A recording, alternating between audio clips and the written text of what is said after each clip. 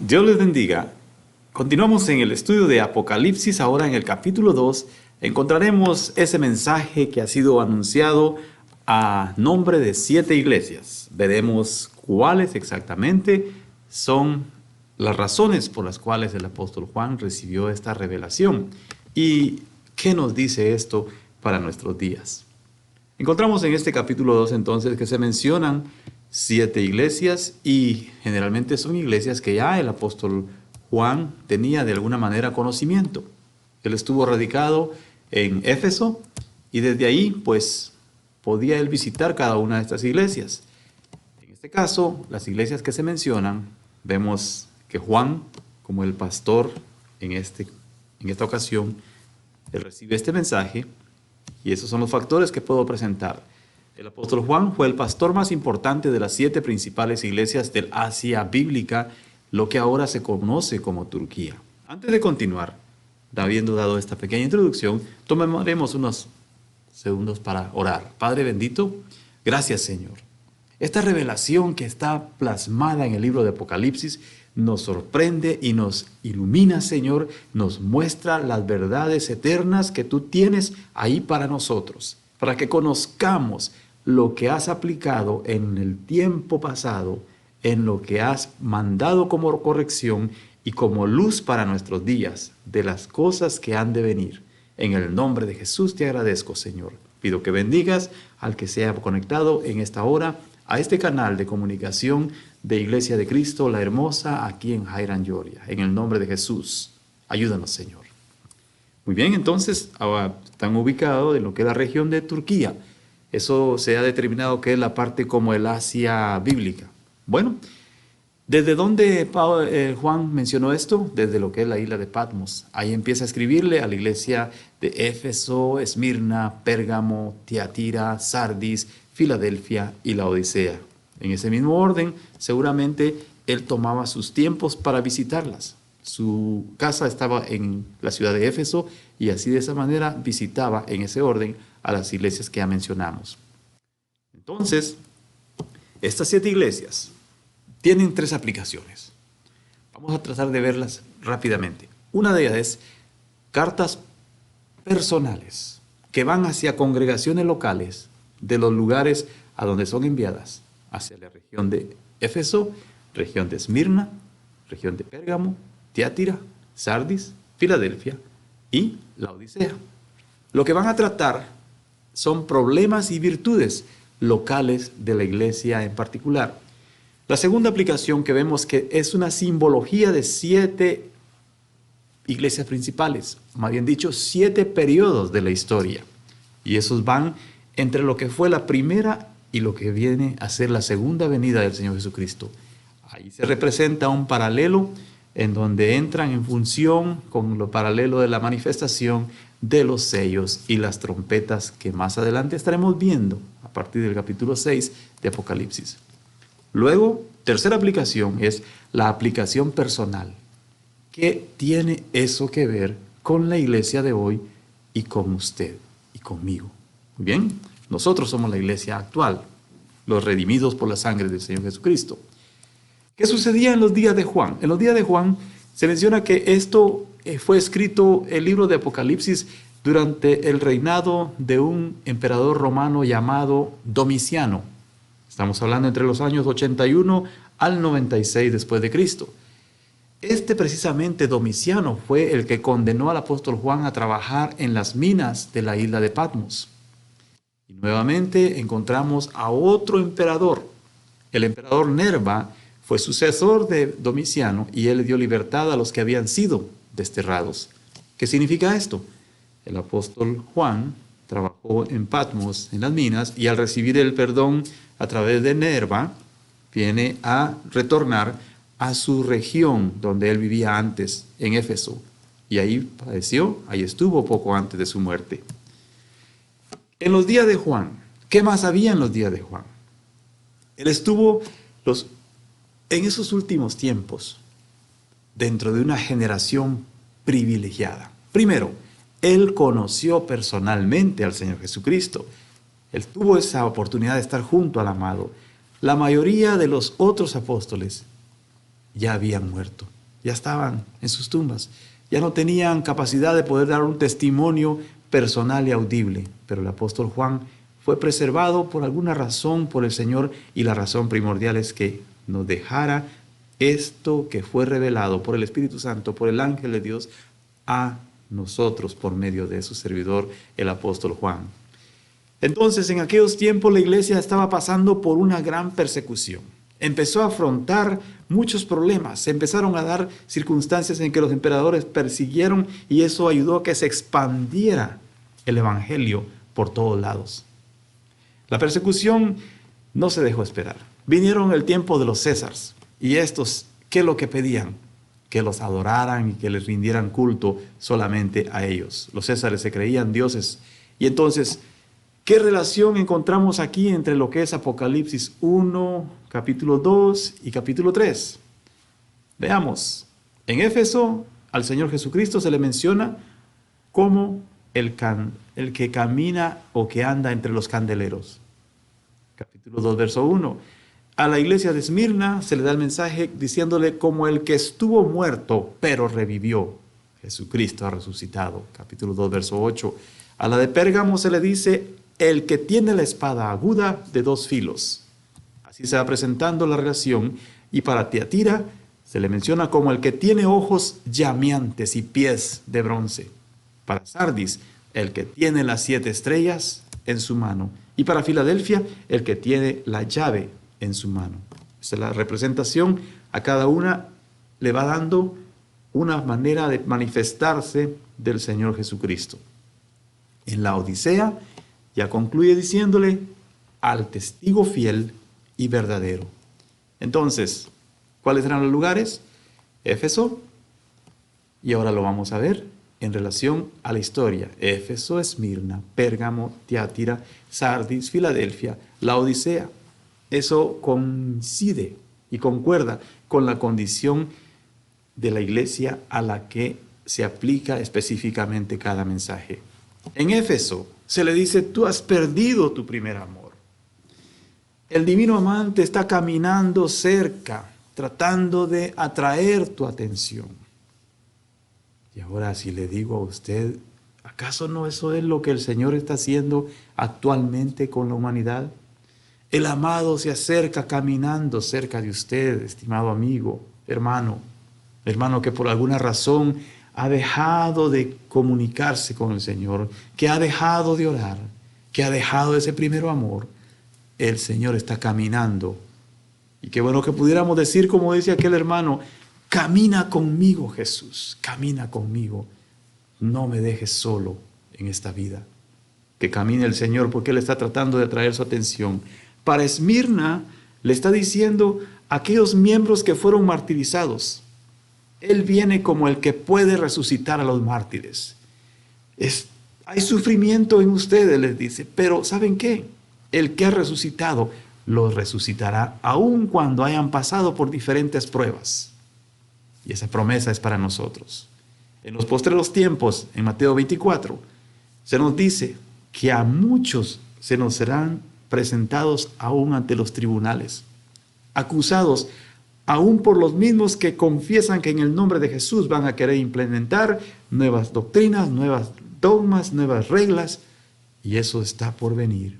Pero nosotros nos mantendremos firmes, que aunque pasemos por un momento de sufrimiento, estaremos guardados por la mano del Omnipotente. Y aún más, cuando la iglesia del Señor sea levantada, habrán otros mártires que se quedarán para lavar sus vidas, para lavar sus ropas con la sangre del Cordero. Pero el Señor estará presto para levantarlos y hacerlos entrar en su seno también, en gloria.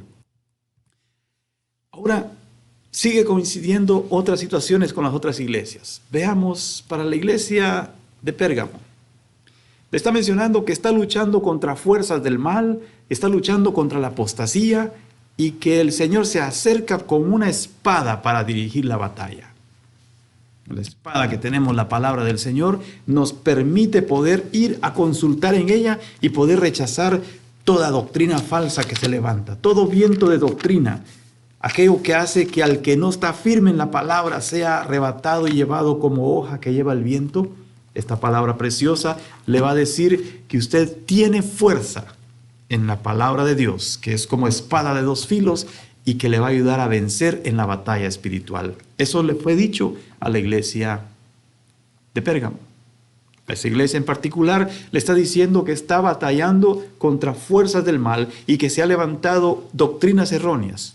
¿Qué es lo que vivimos actualmente?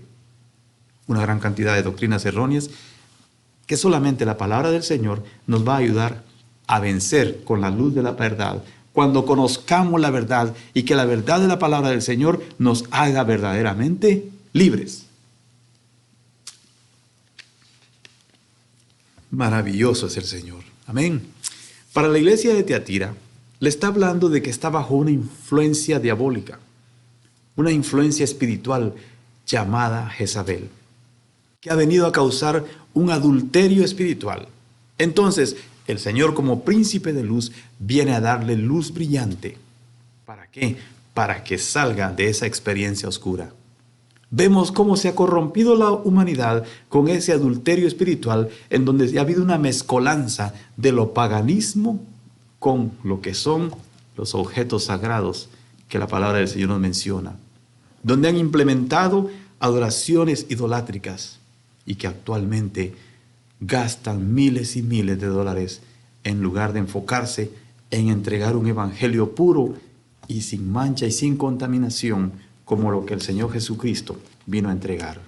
Si tan solo precisamente fueran al libro de Juan en el capítulo 1 o primera de Juan capítulo 1 versos 9, donde dice que si confesamos nuestros pecados, el Señor es fiel y justo para perdonar nuestros pecados y limpiarnos de toda maldad, estaríamos dejando de lado toda idolatría que ha sido implementada a través de esa entidad espiritual llamada Jezabel, que ha venido a hacer que el mundo fornique contra Dios, habiendo una mezcolanza y un adulterio espiritual. Pero el príncipe de luz, nuestro amado Jesucristo, tiene la autoridad para decirte a ti, hermano y amigo, sal de en medio de ella, pueblo mío, porque el Rey de Gloria viene con fuerza y con poder. Entonces, eso fue dicho para la iglesia de Tiatira. Y entonces, dentro de esas cartas, hay un bosquejo que quisiera que meditáramos en este momento. Primero, se empieza a describir al Señor Jesucristo. Ya les mencionaba en un momento cómo Él camina, cómo Él mira, cómo Él se presenta con autoridad y viene a elogiar también a través de esas cartas al Señor. Él viene a presentarles al Señor Jesús, les da un elogio a una iglesia y a la vez también le da una reprensión y le da la corrección. Y luego la promesa. Ese es el orden que vamos a encontrar en cada una de las iglesias. Se lo repito, en cada una de las iglesias a las que se escribe, primero le describe al Señor Jesucristo. Segundo, hace un elogio de lo bueno que están haciendo. Sigue además reprendiéndoles que en parte han fallado, donde se han desviado, les da la corrección. O te corriges o sucede esto. Y a la vez viene la promesa. Veamos en Éfeso. Éfeso significa deseable. Perfecto. Y entonces, en esta iglesia, es la mayor y la más importante. Es como que se menciona bastante dentro de las iglesias, las 7 iglesias, a Éfeso.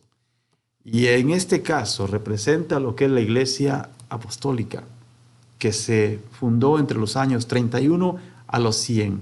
Permítame aclarar el término apostólico. Fue lo que los apóstoles empezaron a difundir cuando, forzados por la persecución, fueron enviados lejos. El mismo apóstol Pablo participó en ir fundando iglesias en Tesalónica, en Corinto, en muchos lugares a donde él iba, en Macedonia, y tenía el anhelo de llegar aún hasta Europa, España, pero después fue retenido y ya fue enviado preso a Roma, y ahí mismo, antes de llegar a Roma, él ya había fundado una iglesia.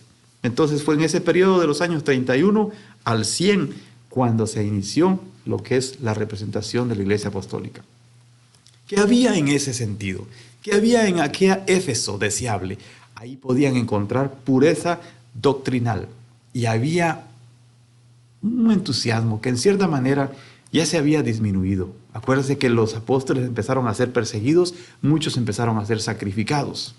Entonces, Éfeso Actualmente han quedado resabios ahí, pequeñas ruinas de lo que fue aquella gran ciudad.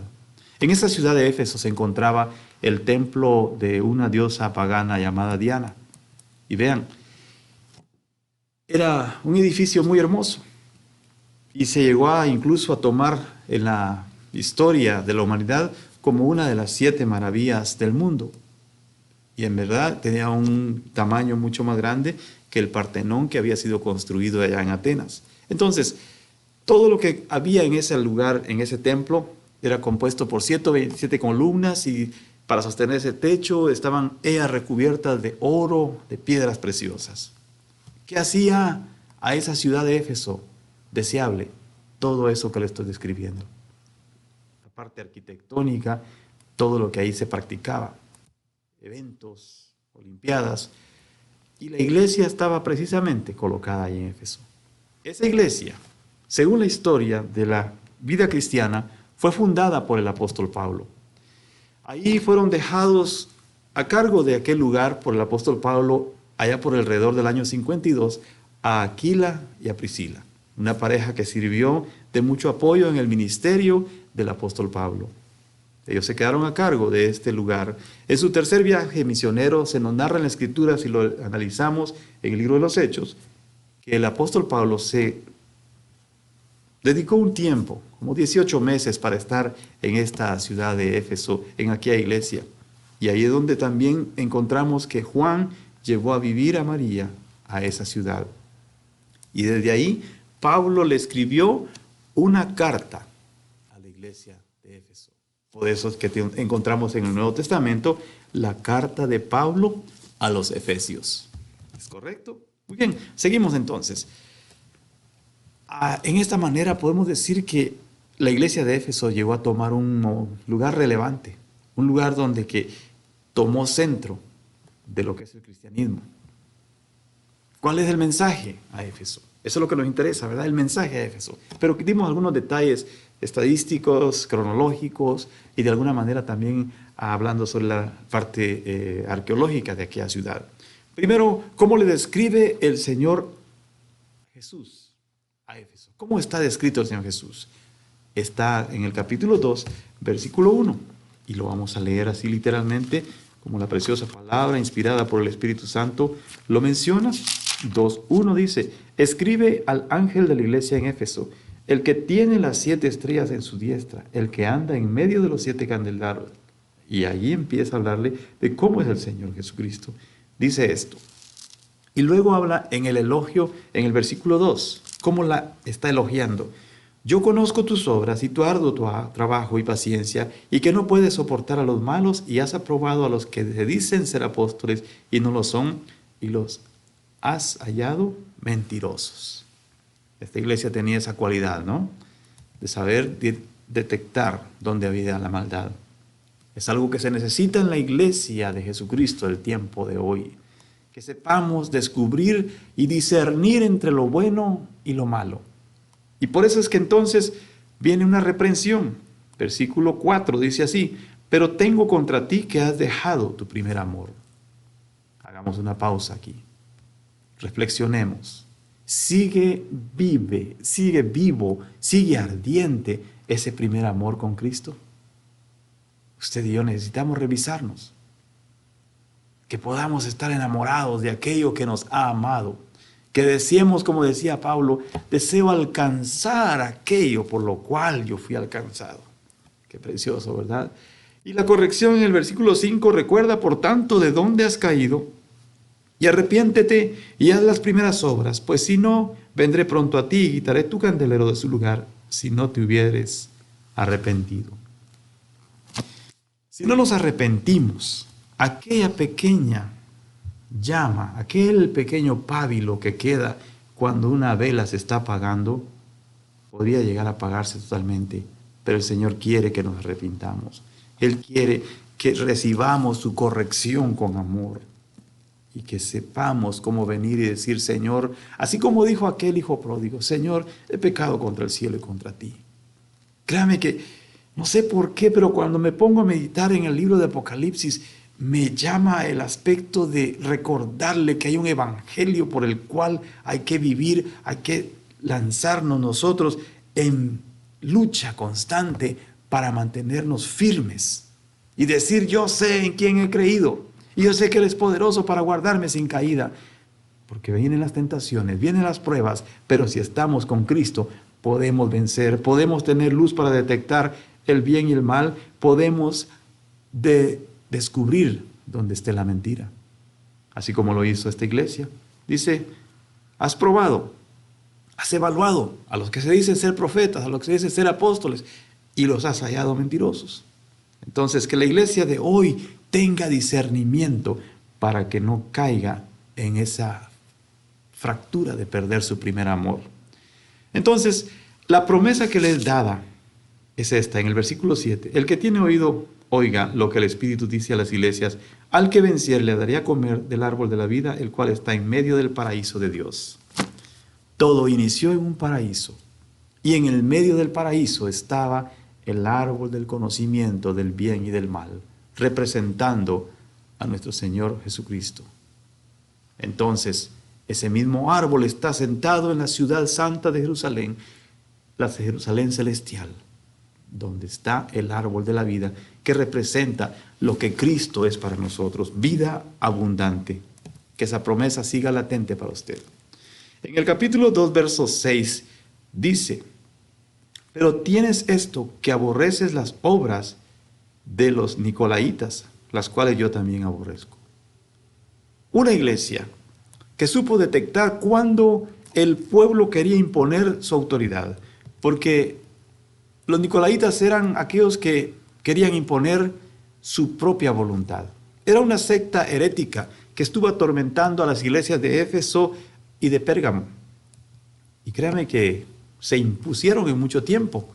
Se les menciona como una secta gnóstica, que querían practicar otro tipo de dogmas y empezaron a enseñar cosas de la carne. Esas cosas de la carne, nosotros como cristianos, usted y yo sabemos que vienen a afectar la pureza del alma y por consiguiente no tienen nada que ver con la salvación. Empezaban a hacer más que todo a tratar de fomentar que había que hacer mucha obra, pero sin incluir el ingrediente primordial de la salvación. Y tomaron mucha fama. Quiero comparar esto, por ejemplo, con esa marca llamada Nike, que qué bien se implantó en el mercado mundial. Pues de ahí toma su raíz, porque Nicolaita viene de Nicolás y Nike es Nicolás.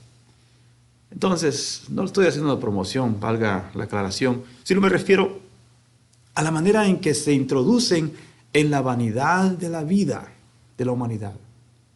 Pero entonces esas obras de la carne, ¿a qué vienen a dañar? Vienen a dañar el alma, vienen a traer impurezas, vienen a traer todo tipo de fornicación y adulterio delante del Señor. A esto fue lo que la iglesia se estaba oponiendo. Ellos profesaban de que no importa lo que usted haga con su cuerpo, que lo importante es que usted adquiera conocimiento, pero no tanto que lo practique. La palabra del Señor dice que pongamos por obra lo que hemos oído de muchos, que lo que fue revelado por el Espíritu Santo es para que usted y yo caminaremos en su verdad. Como le decía David al Señor: enséñame, oh Jehová, tus caminos y caminaré yo en tu verdad. Entonces no solamente de conocer la palabra, sino que tenemos que hacer, como dice Primera de Juan capítulo 1, andar como Él anduvo. Andar como el Señor, andar con el Señor es convertirnos en amigos del Señor Jesucristo. Veamos las aplicaciones entonces en ese mensaje a esta iglesia. Primero, sabemos que hay una aplicación local para aquella iglesia, histórica, porque fue dada durante el primer siglo. En actualidad, la iglesia debe de aplicar esto, de detectar, no perder ese primer amor. Tiene que estar segura de mantener viva la llama del Señor, no permitir que se apague para que no sea quitado esa luz de en medio de nosotros. Que continuemos poniendo la luz en alto, que la antorcha de la salvación continúe llevando la luz del Evangelio a muchas almas. Bien, hay tres iglesias siguientes. ¿Quiénes son ellas? la iglesia de Esmirna, Pérgamo y Tiatira. Esto va a cubrir la historia de la iglesia desde lo que fue el fin del primer siglo hasta el tiempo de lo que se le llama la Edad Oscura. Usted me dirá, ¿y por qué Edad Oscura? Adelantito vamos a aprender por qué. Ahí se empezó a disminuir el entusiasmo. Ya la iglesia empezó a conceder, empezó a disminuir la efectividad del evangelio y al final se cayó en un abandono de lo que fue la fe que el Señor le había confiado a su iglesia. Acuérdense que fue el tiempo cuando la persecución fue el fragor de la persecución contra los cristianos. Y el Señor no quiere que se pierda ese amor. Habla en el libro de Mateo capítulo 24, que cuando Él venga, Él quiere encontrar fe en la tierra. En la Escritura el Señor en muchas ocasiones mencionó que tenemos que mantener viva la llama de la fe. Y las situaciones actuales han producido que el amor de muchos se esté enfriando. Cuidemos esa parte, por favor. Si se enfría el amor, se disminuye la fe, existe un abandono y la iglesia ya no toma el liderazgo que el Señor Jesucristo quiso que tomara. Cuando me refiero a liderazgo, me refiero a continuar valientemente peleando la buena batalla de la fe. Entonces, en esos periodos realmente son 3 periodos bastante tristes que pasó la humanidad. Esmirna, su significado habla de ser aplastado. Acuérdense que empezamos a decir que la iglesia empezó a ser perseguida, ¿no? La iglesia de Esmirna estaba ubicada en una región marítima, geográficamente al norte de Éfeso. Ahí existía un maravilloso puerto donde tenían buenas transacciones económicas, pero en este caso, esta iglesia de Esmirna, que significa aplastada, viene a representar lo que es la iglesia perseguida. Esto sucedió entre los años 100 a los 313. Ahí el Imperio Romano puso toda presión para oprimir a cualquiera que se opusiera a rendirle culto al emperador romano. Qué tremendo. Ahora como ciudad, veamos cómo era Esmirna. En realidad tenía mucha rivalidad con Éfeso en cuestiones de comercio. ¿Recuerdas? Tenía un puerto natural muy hermoso. Ahí habían aguas profundas, quiere decir que si habían aguas profundas cerca del puerto, llegaban barcos mercantes mucho más grandes y había mayor movimiento de comercio, mucho comercio en aquella región de Esmirna. Esa fue una cuna de un poeta famoso llamado Homero, y dentro de ellas tenía un teatro público del Asia, donde muchos venían a ver diferentes actuaciones, un gran estadio, una enorme biblioteca, o sea que un lugar también que los griegos empezaron a tomarlo como pagano porque ahí tenían un gran templo dedicado a uno de sus dioses, al dios Zeus. Muy bien, sus primeras monedas eran una moneda tan hermosa, no solo en tamaño, sino que también en belleza. Y ahora, actualmente, es la tercera ciudad de Turquía. Mis hermanos, entonces, a esa ciudad se le conocía como la ciudad de la vida. Se puede imaginar cuánto lujo, cuánta fanfarria había en aquel lugar. Si usted ha visitado algún puerto marítimo donde hay mucho comercio, se podrá dar cuenta que casi no duermen en esos lugares. Hay una gran cantidad de marinos, de personas, visitantes. Hay mucho comercio, mucho tráfico de diferentes cosas. O sea, ese era el diario vivir de aquella ciudad de Esmirna. Se había levantado en una región muy opulente. Y ahí estaba la iglesia de Esmirna. Muy bien. En este caso, nos habla de que también como había persecución, allá por el año 165 después de Cristo, uno de los mártires, llamado Policarpo, él fue pastor en aquella región y también él fue sacrificado. Veamos esto. Cuando él estaba a punto de ser sacrificado, le pidieron que negara a Cristo. ¿Qué haría ¿Usted qué haría yo? ¿Qué haríamos nosotros si nos pide que neguemos y que juremos contra Cristo? Quiero decirle cuál fue la respuesta que él dijo. Han sido 85 años que yo le he servido a él y nunca él me hizo ningún daño. Entonces, ¿cómo voy yo a blasfemar de mi Rey y mi Salvador? Yo le pregunto y me pregunto a mí mismo, ¿le ha fallado Jesús a usted? ¿Me ha fallado Cristo a mí? Él nunca nos falla. Su promesa es fiel. Yo estaré con vosotros todos los días de vuestra vida hasta el fin del mundo. Este hombre dijo, no puedo jurar contra él porque él a mí no me ha hecho ningún daño y he servido 85 años. Entonces, murió entregando su vida al Señor. ¿Cuál es el mensaje que hay para Esmirna? En Esmirna encontramos que se le describe al Señor Jesucristo en los capítulo 2, versículo 8. Y le empiezan a dar los elogios igual como las otras iglesias en los versículos 9 y 10. Y así sigue el Señor también dándole la reprensión. Y quiero pasar así, aunque tome tiempo, pero es bueno que la palabra misma nos instruya. Porque usted lo que está escuchando no es palabra de hombre, es palabra que fue inspirada por el Espíritu Santo a un hombre de Dios llamado Juan y que ahora humildemente me tomo la oportunidad para que este tiempo lo aprovechemos de esta manera. 2.8 dice, y escribe al ángel de la iglesia de Esmirna, el primero y el postrero, el que estuvo muerto y vivió, dice esto. ¿Quién fue el que estuvo muerto y vivió? El Señor Jesucristo. Él vive y porque Él vive, nosotros también vivimos. Ahora le dice el elogio, yo conozco tus obras y la tribulación y tu pobreza, pero tú eres rico. Y la blasfemia de los que se dicen ser judíos y no lo son, sino sinagoga de Satanás. Había un grupo ahí que aparentaba ser, pero realmente no era. Eso nos recuerda lo que pasa actualmente con la iglesia. Se ha llegado a caer en un club social, en donde se da la apariencia que son cristianos, pero realmente tiran más para el mundo.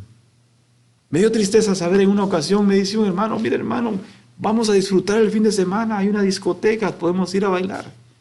Yo le dije, discúlpame, yo no participo en esas cosas, porque la Escritura me dice que los miembros de mi cuerpo ya no tienen que ser para usarlos para la iniquidad. Yo sé que el Señor quiere que yo busque consagración con mi vida. Lo que antes fui, no puedo volver atrás, porque lo que Cristo hizo en mi vida fue quitarme toda esa inmundicia del pecado. Entonces, fingen ser, pero no lo son. La reprensión que le da en el versículo adelante, el siguiente, es así. Le dice, no temas en nada lo que vas a padecer. He aquí, el diablo, que el Señor lo reprenda, echará a alguno de vosotros en la cárcel. Actualmente, hay una región del mundo que le llaman la cortina de hierro. Esa región está en Asia y no permiten libremente que alguien esté predicando como su servidor. Tienen la oportunidad en este país donde hasta ahora nos dan la oportunidad de poder buscar y servir al Señor libremente. Pero esta iglesia ya había empezado a pasar por esa parte y le fue dicho para que seáis probados, para que veamos de qué están hechos ustedes, cuál es la fe que tienen, si van a ser capaces de mantenerse como aquel Policarpo, que por 85 años sirvió al Señor, descubrió que nunca le falló el Señor y por lo mismo dijo, yo no puedo blasfemar contra Él. La corrección, hay un detalle en esta iglesia. No encontramos que tenga corrección. Solo le está diciendo, sé fiel hasta la muerte y yo te daré la corona de la vida. Qué lindo que el Señor así nos venga a encontrar sin ninguna falta, ¿verdad? Ven, vamos. Hay que seguir adelante, no importa la lucha, no importa la prueba. Y hay una promesa, si nos mantenemos firmes.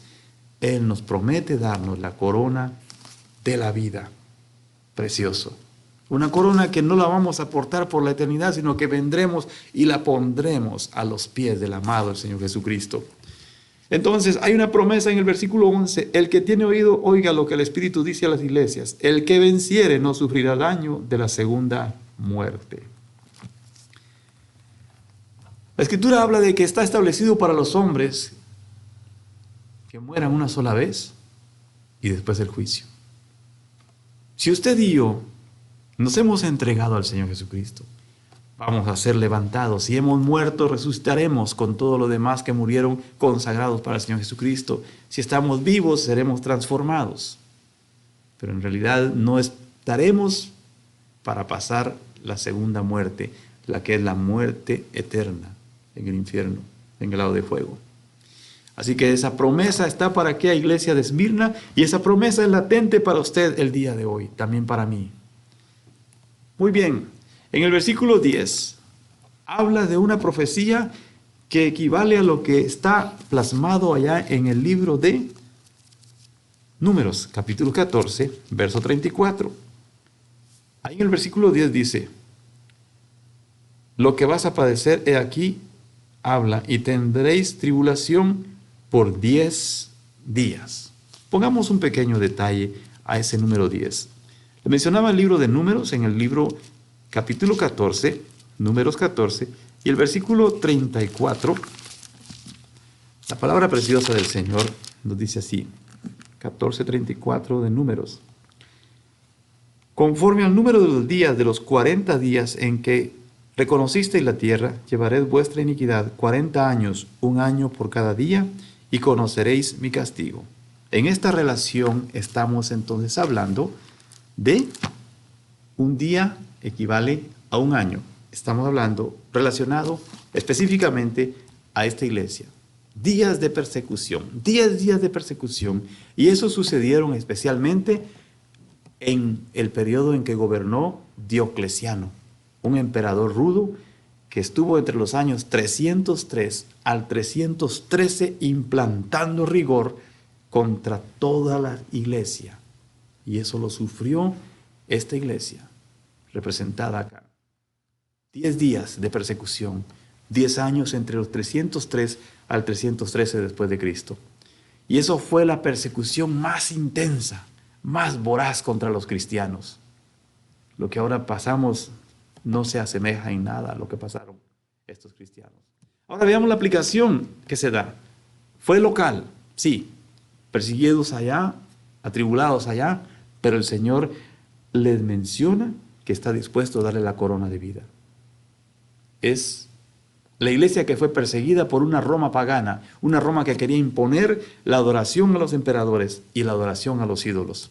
Actualmente, la iglesia de alguna forma está pasando esa persecución, ya con el disfraz de la mezcolanza del adulterio espiritual, en donde presionan a que la iglesia continúe buscando adorar ídolos, adorar imágenes. Esa persecución continúa en el lado espiritual. Esa persecución continúa para usted y yo, pero si somos fieles hasta la muerte, tenemos una promesa especial. El Señor nos dará la corona de la vida.